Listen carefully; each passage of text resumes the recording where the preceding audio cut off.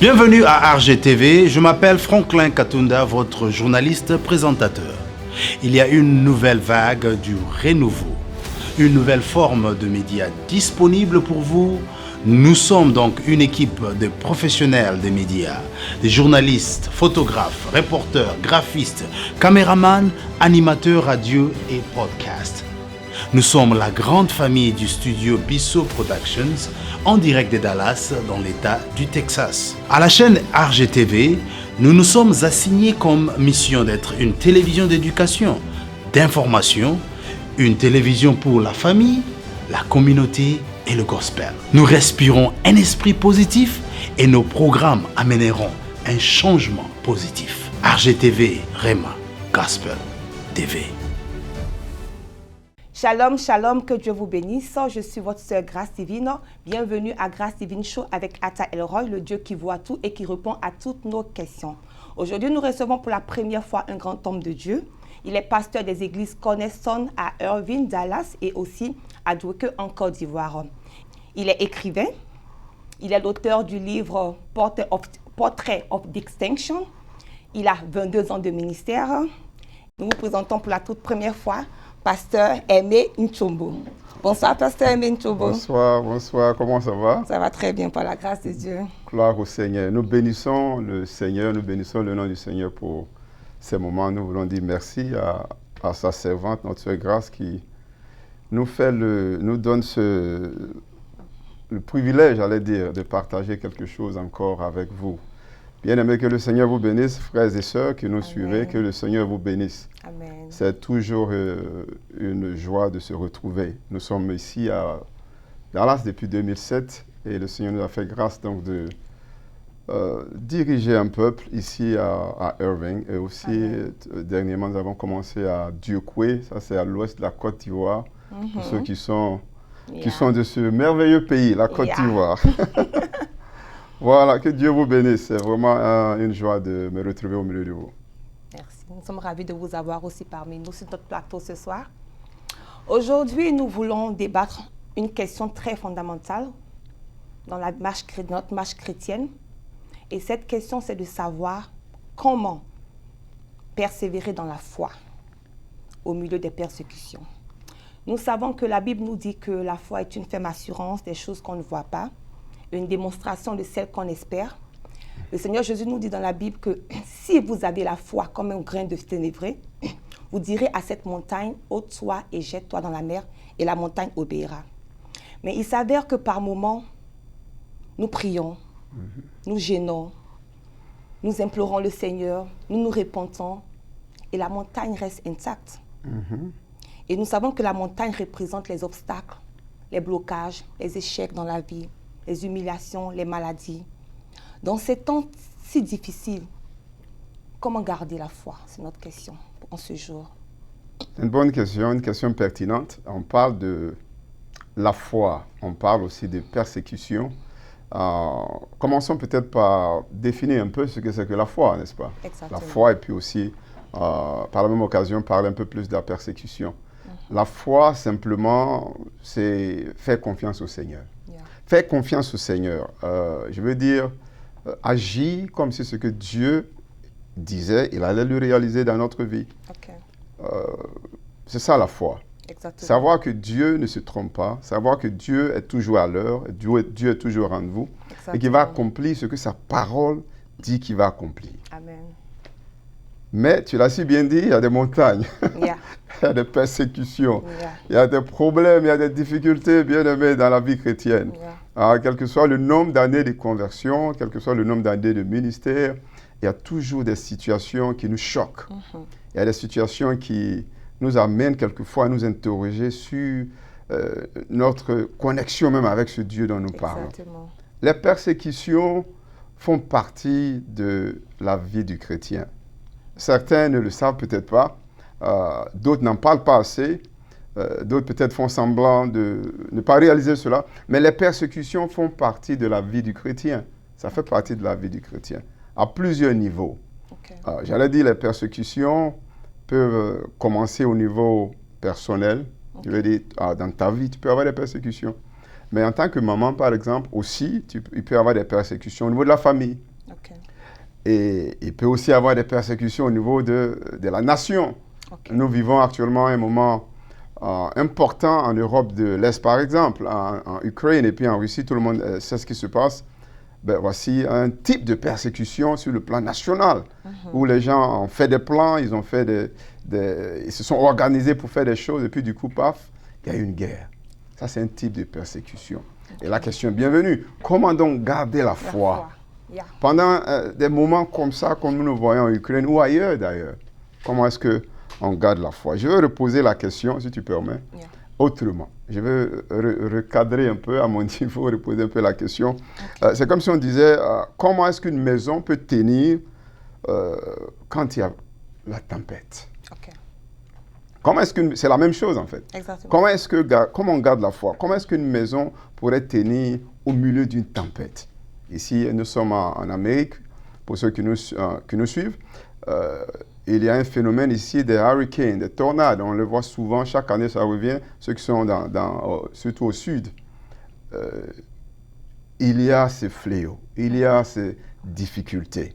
Une maison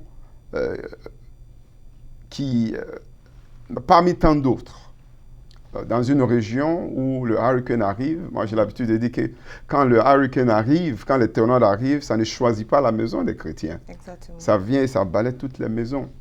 Mais le Seigneur nous parle de cela. Il nous parle de cela dans l'évangile de Matthieu. Il donne cette parole par rapport justement à deux maisons qui font face aux mêmes intempéries, deux maisons qui font face aux mêmes difficultés, qui font face aux mêmes, mêmes conditions climatiques. Et il fait bien de nous signaler et nous signifier qu'il y en a une qui tient. Exactement. Amen. Amen. Il y en a une qui tient, mais l'autre s'écroule. Pourtant, ces maisons sont dans les mêmes conditions. On pourrait parler peut-être de deux chrétiens qui vont dans la même église, qui suivent les mêmes enseignements, qui marchent ensemble peut-être même. Mais quand il y a une situation qui se pose, il y a un qui s'écoule, il y a un qui, quitte même l'église, il y a un qui quitte la foi, pendant que l'autre tient ferme. Comment garder la foi? Dans cet exemple que je viens de donner, le Seigneur a donné la réponse à cette question. C'est celui qui écoute la parole et qui la garde. Okay. Celui qui écoute la parole et qui la garde, qui reçoit cette parole et qui la garde. Celui dont la vie chrétienne est basée sur la parole de Dieu. Je veux dire, pour pouvoir garder la foi pendant les persécutions, il faut savoir que le Dieu qui t'a fait la promesse est un Dieu de vérité. Amen. Le Dieu qui a fait la promesse est un Dieu qui ne ment pas. Le Dieu qui a fait la promesse est un Dieu qui va tenir sa promesse. Amen. Donc, quelles que soient les difficultés, tu sais que Dieu va agir. Exactement. Amen. Amen. Et moi, j'aime bien le football. Je vais donner une illustration par rapport au football. C'est comme quelqu'un qui est en train de jouer un match de football. Et l'équipe est menée 3-0. Il reste juste 5 minutes plus prolongation. Là, c'est des persécutions. Exactement. Alléluia. Mais il reste 5 minutes. Le temps passe. Mais celui qui garde la foi, celui qui a la foi, sait que il reste 5 minutes, il y a encore le temps pour agir. Exactement. Même si les 5 minutes passent, il y a encore les prolongations. Exactement. Il y a encore le temps pour agir. Et tant que l'arbitre n'a pas sifflé la fin du match, il peut y avoir égalisation. Exactement. On garde la foi, on a les yeux sur le Seigneur. Comment on garde la foi? On marche par rapport à la parole de Dieu. On garde les yeux sur le Seigneur. On sait que tant que l'arbitre n'a pas sifflé la fin du match dans ce cas précis, tant que Dieu n'a pas dit c'est fini, et alors il y a encore la vie, encore l'espoir. On garde la foi. Amen. La Bible nous dit qu'il a le dernier mot dans tout. Il a le dernier mot, exactement. Il a le dernier mot. Jésus en parle. Et il a donné cette illustration par rapport aux deux maisons, mais aussi il donne la parabole du semeur, où il parle d'un semeur qui va et puis qui sème des grains. Et il a dit, il sème des grains, il y a une première couche, et qui tombe dans des cœurs qui ne sont pas vraiment préparés. Et là, l'ennemi, Satan, arrive et puis, bon, il prend les grains, il vole les grains rapidement. Ceux-là ne sont pas assis. Ils viennent à l'église, mais ils ne sont pas assis. Ils sont distraits dans l'église. Et puis, il continue de s'aimer. Après, il a parlé de certains grains qui vont tomber dans des zones, dans des endroits pierreux. Et il a dit, ceux-là, ils n'ont pas de racines. Alors quand le mot que nous utilisons aujourd'hui, c'est persécution. Et la parole nous en parle. Elle a dit quand il va y avoir des persécutions. Quand il va y avoir des persécutions dans Matthieu 13, quand il va y avoir des persécutions, ceux-là vont abandonner. Pourquoi? Parce que c'est une zone pierreuse, un endroit pierreux. Il n'y a pas eu le temps, il n'y a pas eu, je veux dire, la possibilité que la parole puisse s'asseoir, puisse s'enraciner. Tu vois que je reviens encore grâce à la parole. Exactement. À la parole de Dieu. Je reviens encore à ce Dieu de promesse, à ce Dieu qui est fidèle. Je reviens encore vers ce Dieu, à ce Dieu qui, quand il dit quelque chose, il l'accomplit. Alors, quand on s'assoit sur sa parole, quand on marche selon sa parole, quand on reçoit cette parole pour ce qu'elle est, la parole qui est la vérité, alors, quand il y a les persécutions, on ne baisse pas les bras. On continue. Amen. Amen. On continue. D'autres reçoivent encore la semence, ils reçoivent les grains, mais la parole nous dit qu'ils reçoivent ça dans des endroits épineux. Exactement. Et par la suite, ça nous dit qu'ils sont stressés par les circonstances de cette vie-là. Alors aussi, la parole n'a pas la place pour rester. Enfin, les grains tombent maintenant dans une bonne terre. Exactement. Pour pouvoir garder la foi, il faut que le cœur soit une bonne terre. Exactement. Il faut que quand tu vas à l'église, ou alors quand tu suis aujourd'hui, pas seulement à l'église, mais où on reçoit les messages, tu reçois cela comme la parole de Dieu et tu vis selon cette parole. Parce que les persécutions font partie, c'est ce que je veux dire. Les persécutions, bien-aimées, font partie de la vie chrétienne. On n'en parle pas assez aujourd'hui. Les persécutions, je dis, il y en a de toutes sortes. Dieu lui-même peut être à la base de certaines persécutions. Il faut que j'explique un peu, pour ne pas qu'on ait peur. Exactement. Dieu n'est pas méchant, mon ami. Dieu n'est pas mauvais. Dieu n'est pas à la source du mal. Mais Dieu permet qu'il y ait persécution. Regarde un peu grâce. Le Seigneur se choisit un peuple, Israël. Ils sont en Égypte. Ils étaient sous l'oppression de Pharaon et de son groupe. Et à un moment donné, le Seigneur a décidé, ok, c'est la fin, après plus de 400 ans, c'est la fin de votre torture, c'est la fin de l'esclavage, je vais vous enlever de l'Égypte. Alors il le fait. Il passe par la mer Rouge et puis par la suite, on se rend compte qu'il y a un problème. Malgré ce que le Seigneur a fait, malgré l'oppression qu'il a arrêtée, malgré tout cela, à la moindre petite occasion, Israël se lève et ils accusent ce Dieu-là en fait d'infidélité. Ils accusent ce Dieu-là de ne pas respecter sa parole. Alors le Seigneur va causer quoi? Persécution. C'est vrai, je comprends, mais je me dis par moment, pour ceux-là qui sont déjà vraiment assis spirituellement, c'est facile de comprendre ça. Même pour un bébé chrétien, quelqu'un qui vient juste, qui est encore nouveau dans la foi, on lui dit par exemple, viens au Seigneur, Seigneur Jésus va te bénir, il va te donner par exemple le travail si tu ne travaillais pas, si tu es malade, il va te guérir, si, quels que soient les problèmes que tu as, le Seigneur Jésus est la solution à tous nos problèmes. Et cette personne-là, cette personne-là qui s'est donnée au Seigneur, qui est encore nouveau dans sa foi chrétienne, vient au Seigneur et il donne sa vie au Seigneur et il espère voir le miracle s'accomplir dans sa vie. Et il se trouve qu'il prie et rien ne change. Par moments, c'est un peu difficile de comprendre qu'on m'a dit que Dieu donne la solution à tout problème. Mais je prie depuis, je ne comprends pas pourquoi ma vie ne change pas. Ces personnes-là, qu'est-ce que tu peux leur dire pour les encourager à continuer à persévérer dans la foi? C'est le départ de toutes choses est très important. Tu fais bien de le dire, le départ. Comment est-ce qu'on commence notre marche avec le Seigneur? C'est très important. Le message qu'on reçoit.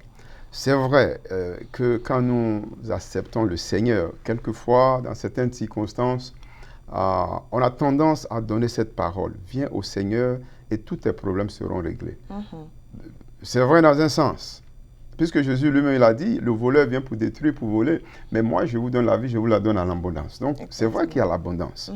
Mais il faut être réel dans notre façon de présenter l'évangile aux uns aux autres. Le problème, c'est quoi? Le problème, c'est qu'aujourd'hui, moi, je crois que on est beaucoup attaché. C'est vrai qu'on vit sur cette terre. C'est vrai, c'est ici que nous sommes. Et comme je l'ai dit, Dieu n'est pas méchant. Dieu ne veut pas qu'on soit misérable sur cette terre. Mais nous sommes, la Bible nous le dit clairement, que nous sommes de passage. Nous sommes de passage.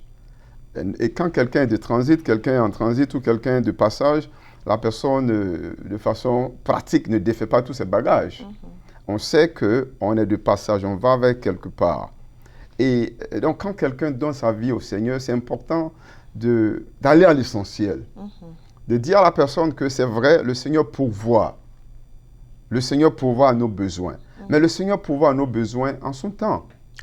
Le Seigneur est souverain, il a le contrôle de notre vie. C'est pour ça que comprendre ce que c'est que la foi, c'est important. C'est comprendre que ce que Dieu a dit, il va le réaliser. Mais il va le réaliser quand il veut, comment il veut. Il va passer par qui il veut. Jésus a dit, dans cette vie, vous aurez des tribulations. Il a dit à des gens qui ont marché avec lui, qui ont mangé avec lui. Il a dit à des gens qui l'ont vu faire des miracles. Ils ont vu, il s'est révélé comme, il s'est montré plutôt comme le Dieu à qui rien n'est impossible. Il a fait des miracles, mais pourtant, avant de partir, il leur dit, vous aurez des tribulations. Parce que nous sommes dans un monde qui est mauvais. Nous sommes dans un monde qui est le roi de ce monde, le prince plutôt de ce monde, c'est qui? C'est le diable. Nous avons des oppositions, nous avons quelqu'un qui oppose les desseins de Dieu dans notre vie. Et donc, nouveaux chrétiens, c'est important de comprendre, mon frère, ma soeur, qu'il y a des oppositions dans la vie chrétienne. Et il faut que nous puissions donc nous armer et faire confiance au Seigneur. Faire confiance au Seigneur, quels que soient les troubles, quelles que soient les tribulations, quelles que soient les difficultés. Sache que le Dieu qui t'a appelé est fidèle. Que Dieu va te garder, quelles que soient les difficultés. Maintenant, c'est peut-être cru de le dire ainsi, mais les persécutions font partie de la vie chrétienne. Écoute, je suis père. Et si je parle à mon fils, à un des enfants, je lui parle une fois. Je lui parle 2 fois, je lui parle 3 fois. Je continue de lui parler. Et la même chose continue. À un moment donné, tu arrêtes de parler, n'est-ce pas? Tu es mère aussi, tu ferais la même chose. À un moment donné, tu arrêtes de parler parce que tu veux que l'enfant apprenne. Alors Dieu c'est un voyage avec le Seigneur. Il nous donne de marcher avec lui, il va nous discipliner parce qu'il nous aime. Il n'y a rien que Dieu va faire dans la vie d'un enfant, un de ses enfants, qui va lui créer du tort. C'est beaucoup plus pour nous aider. Mais je vais faire un point. Parce que quand on parle de persécution, j'ai dit que quelquefois Dieu cause la persécution. Il permet que la persécution arrive. Mais tu sais, dans le cas d'Israël, je disais tout à l'heure, il y a eu persécution, pourquoi? Chaque fois qu'on parle de persécution dans la Bible, c'est parce qu'il y a eu quelque chose auparavant.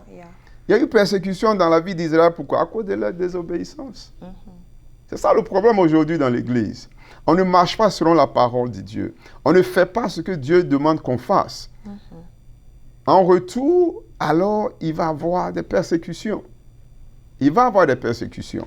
La question qui vient, c'est, pasteur, donc, et ceux qui vivent dans la foi, ceux qui vivent dans l'intégrité, ceux qui vivent dans la sanctification, ceux qui ont la crainte de Dieu, ceux qui paient leurs dîmes, qui font tout ça, ils font du bien, tous ceux-là qui aiment le Seigneur, comment ça se fait qu'eux aussi ils sont persécutés? C'est une bonne question. Une bonne question, exactement. C'est une bonne question. C'est les desseins de Dieu, comprenons bien aimés, que les desseins de Dieu sont au-dessus de nos desseins. On ne peut pas comprendre tout ce que Dieu fait. Ce que je sais, ce que je crois, c'est que Dieu n'est pas mauvais. Ce que je sais, ce que je crois, c'est que Dieu ne permet pas le mal juste parce qu'il veut nous faire du bien, il veut nous voir souffrir. Mais Dieu nous discipline, Dieu nous forme, Dieu veut nous donner un caractère. Et par rapport à ce que nous faisons, par rapport à notre communion avec lui, il va nous aider à arriver à accomplir ses desseins parfaitement, en son temps. Parce qu'il y a un temps pour chaque chose. Amen. Amen. Amen. Amen. Ma deuxième question est de savoir quelle attitude adopter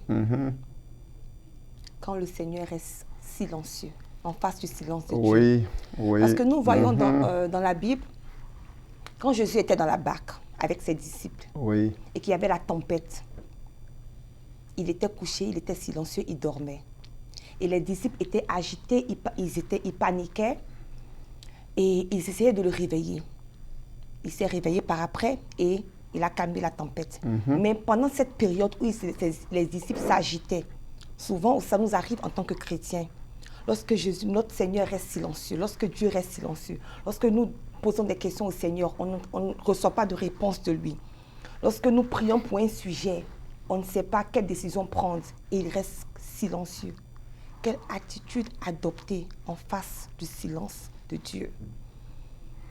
C'est une bonne question, encore une fois, et pertinente aussi, parce qu'il y a des situations qu'il faut vivre pour pouvoir peut-être bien exprimer, en fait. Le silence de Dieu, Dieu est souverain, encore une fois. Et il parle quand il veut. J'ai dit tout à l'heure que, d'ailleurs, très souvent, ce n'est pas parce qu'il ne parle pas. Très souvent, c'est parce qu'il a déjà trop parlé.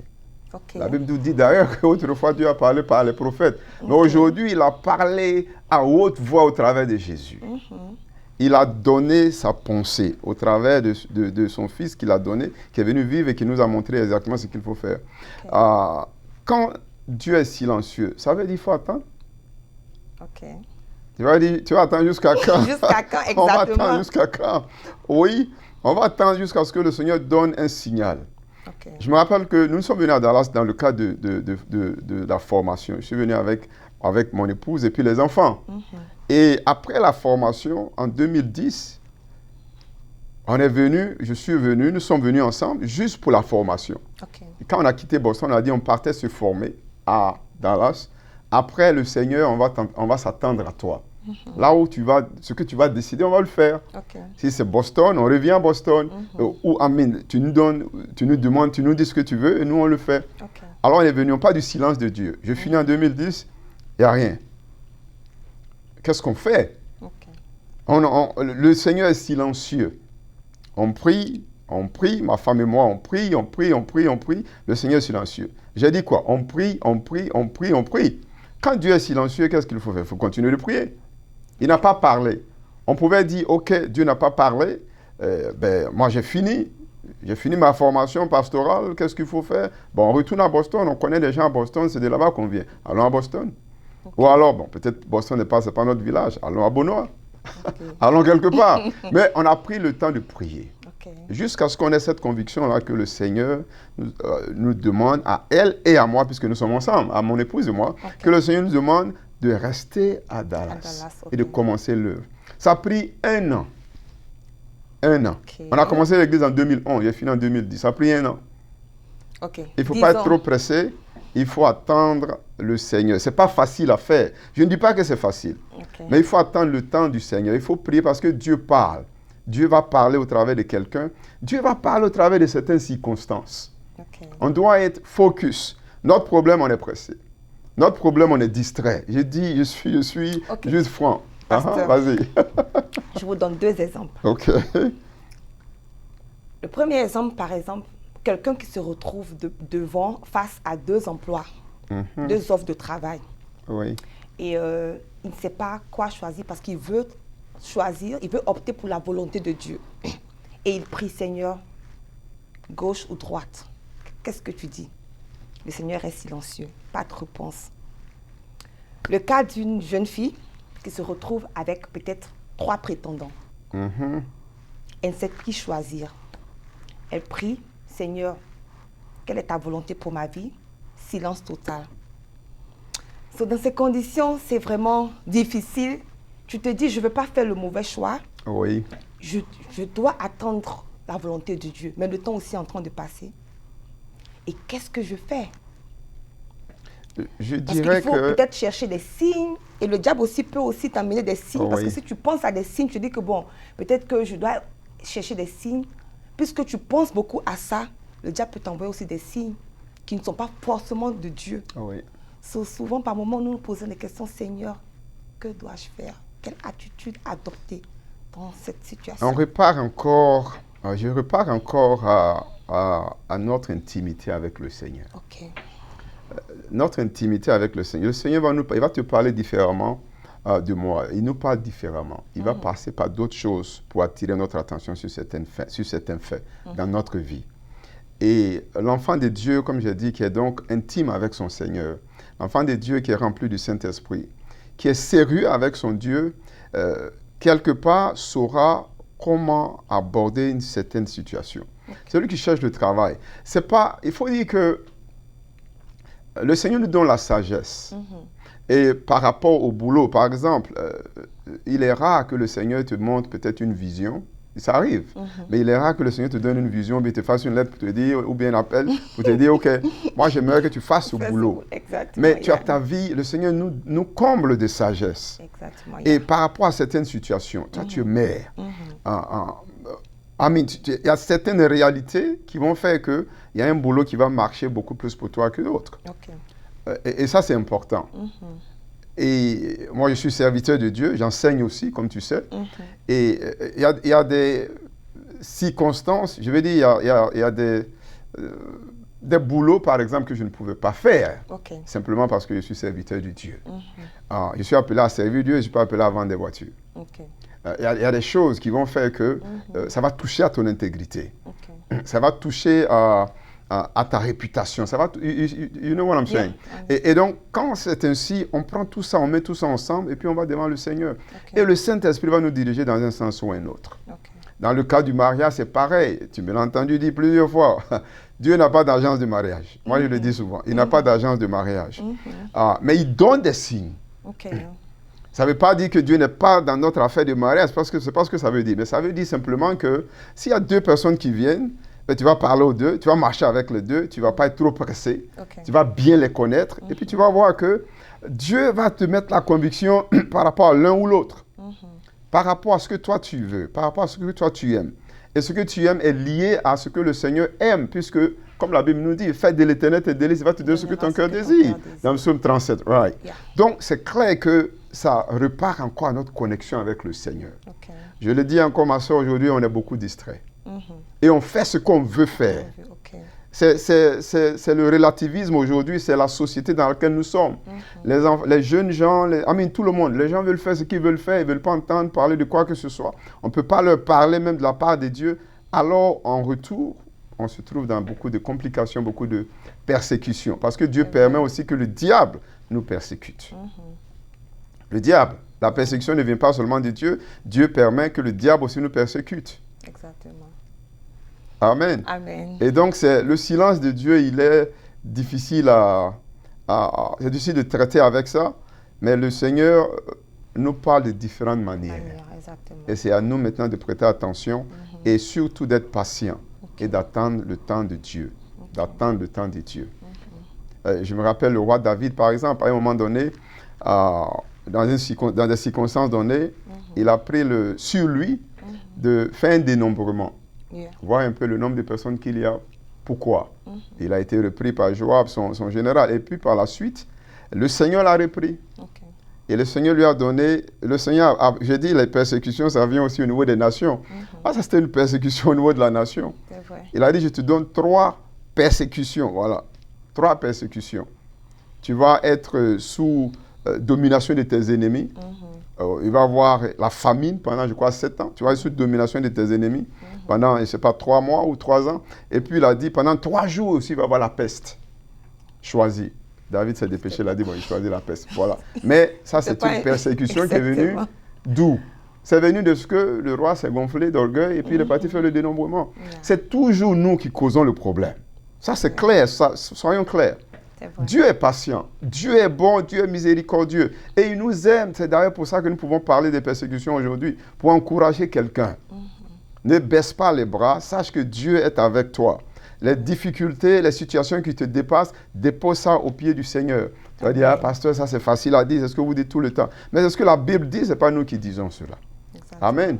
La Bible nous dit cela. Dans 2 Corinthiens 4, la Bible nous dit, on va être persécutés, mais on ne va pas être abandonnés. On va être persécutés, nous tous, mais on ne va pas être abandonnés.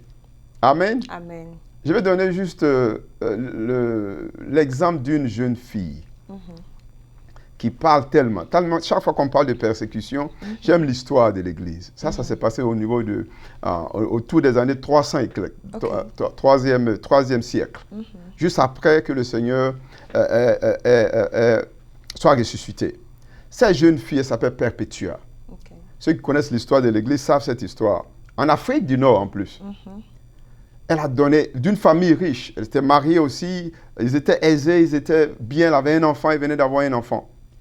Et elle a accepté le Seigneur. Sa servante, par le biais de sa servante, elle a accepté le Seigneur. Okay. Elle a donné sa vie à Jésus. Et évidemment, c'était un problème. C'était un problème en ce moment-là d'être chrétien et d'être chrétien ouvertement. Nous parlons de persécution.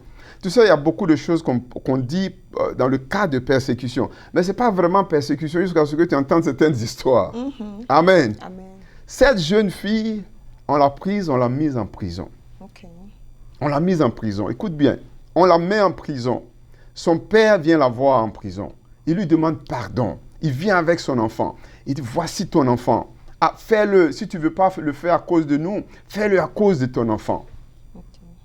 Et comme il y a un vase ici, il y a une tasse ici, elle regarde, je donne cet exemple, elle regarde comme cette tasse, et puis elle dit, comment on appelle ça?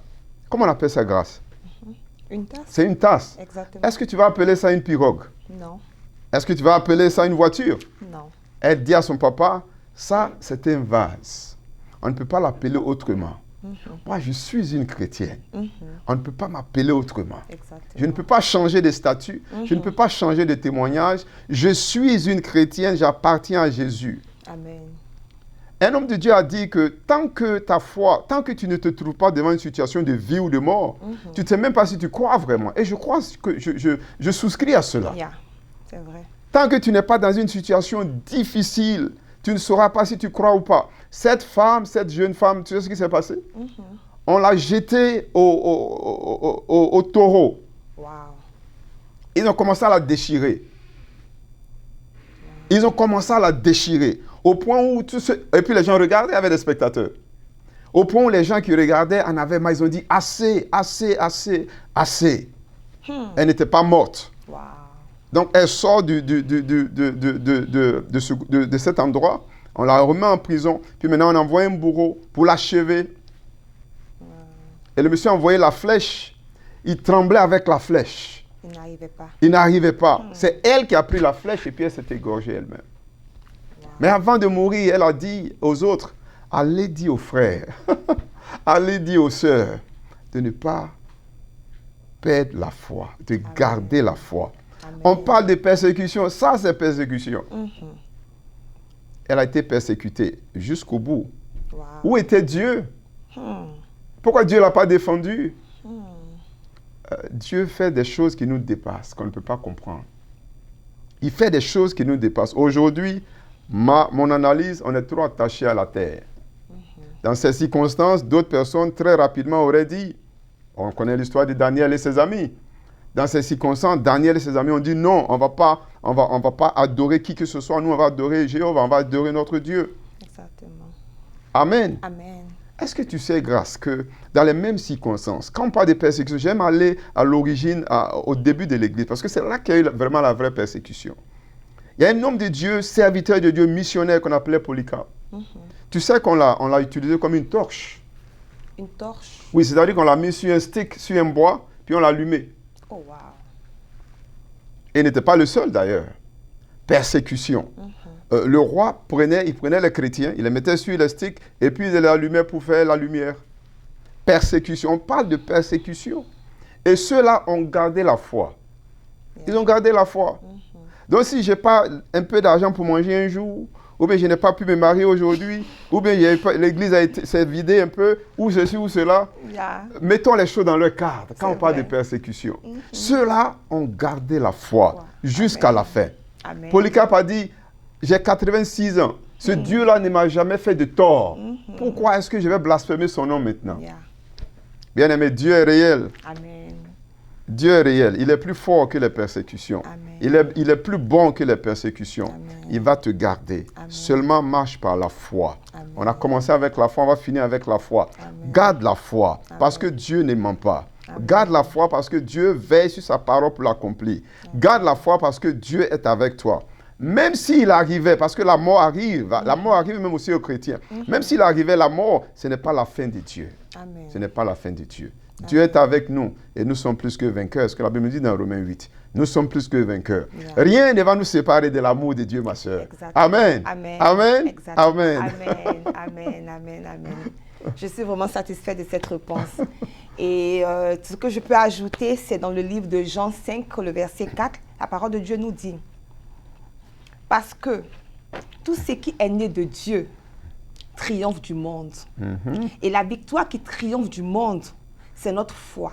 Amen. Il nous dit dans Hébreux 11, le verset 6, or sans la foi, il est impossible de lui être agréable. Amen. Car il faut que celui qui s'approche de Dieu croit que Dieu existe et il est le rémunérateur de ceux-là qui le cherchent. Ah oui. Amen. Quand je fais la symbiose de ces deux versets, je comprends par là que nous vivons non pas par la vue, mais par la foi. Amen. Et nous savons que lorsque nous sommes persécutés, quels que soient les combats, nous devons garder la foi parce que le Seigneur Jésus-Christ nous donnera toujours la victoire. Et nous savons que il nous dit dans sa parole que c'est lui qui vit en nous. Et lui, vivant en nous, nous sommes plus que vainqueurs parce que nous savons que celui qui est en nous est plus fort.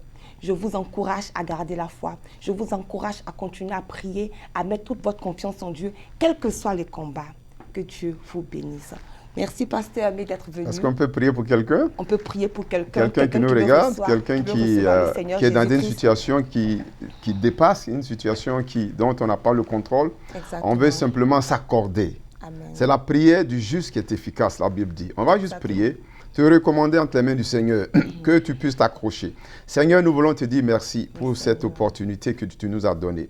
Merci pour les cœurs, pour les uns et les autres. Merci pour cette personne qui nous regarde, cette personne qui nous écoute, cette personne qui est dans des situations difficiles, cette personne qui est persécutée. Nous voulons te la confier encore. Que ta présence soit son partage. Amen. Que toi seul puisses agir en sa faveur. Amen. Que tu puisses lui donner la paix encore, roi de gloire. Amen. Que toi seul sois glorifié dans sa vie. Amen. Nous voulons encore, Seigneur, que la honte soit dans le camp de l'ennemi. Tu dis que ceux qui se confient en toi, ils ne sont point confus. Merci. Que la confusion soit plutôt dans le camp de l'ennemi. Merci pour ta présence qui est notre partage. Merci de ce que tu continues de marcher auprès de nous. Amen. Merci. Que la paix, que la gloire, que l'adoration te revienne à toi et à toi seul. Que la paix soit notre partage à nous tous. Au nom de Jésus. Amen. Amen. Amen. Amen. Amen. Amen. Que Dieu vous bénisse. Et n'oubliez pas de vraiment aimer cette vidéo, de vous abonner, de partager avec un frère et une sœur pour que ça puisse édifier aussi nos frères et nos sœurs qui nous regardent. Que Dieu vous bénisse abondamment.